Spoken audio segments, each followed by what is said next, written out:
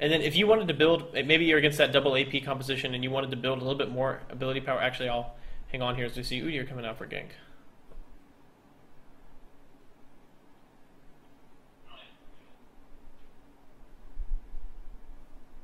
Hello?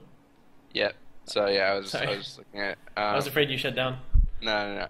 So yeah, right there, if you notice, I didn't actually skill anything up. I had just I could have got my Q, I could have got my E, whatever, but I just held on to my skill points because I was expecting a potential early game gank from Udyr, and even though I hit level 2 as he was walking up to me, I still could have just instantly skilled up my E and been able to get out of that with just a level 1 E. And he devoted his attention top.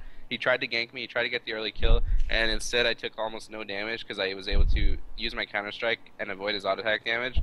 And then my whole team instantly realized, oh, Udyr's top lane right now, so it relieved pressure from the map. And since he was stunned under a turret, he actually took some damage there as well.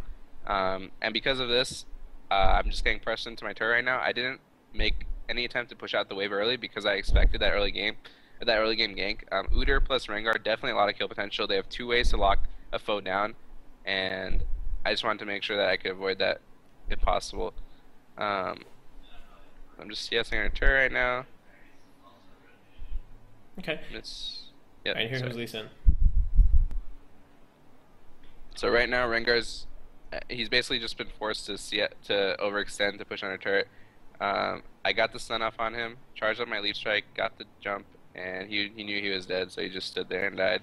That was just an example of him basically playing the lane exactly the opposite of how I played it. I knew that I didn't want to get yanked early, so I didn't push out. I made no attempt to do so, and I just was able to avoid the first gank that came at me. But because Rengar was trying to make a play with Udyr, he was trying to push and get aggressive, and he actually forced the minion wave to push towards my turret. He actually ended up overextending, and just got a easy kill pick off with the Lee Sin. I was able to land the stun, and that's all we needed to win the game, or win the early lane phase. Okay. All right, so I'm gonna ask more specific questions for this game now, and then I do see there are a couple other questions here. We will get to those as we have an opportunity. All right, so talk to us a little bit about your setup in this game. You see that you're up against a Rengar. You started with the Doran's Shield and a health potion, and you also chose to run Ghost Ignite this game rather than taking a flash. Talk to us about some of those decisions.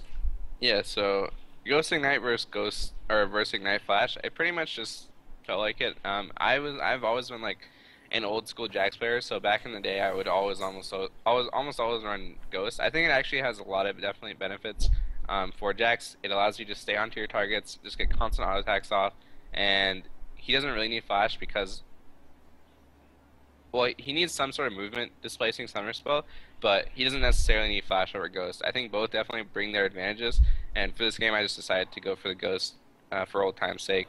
I started Duran's Shield versus Rengar just because it's pretty efficient. I could have gone fast this game too. Rengar obviously doing a lot of auto attack damage. He likes to trade with you early game and just abuse that triple or the Q proc and attack speed boost. So Duran's Shield actually does help quite a bit versus that.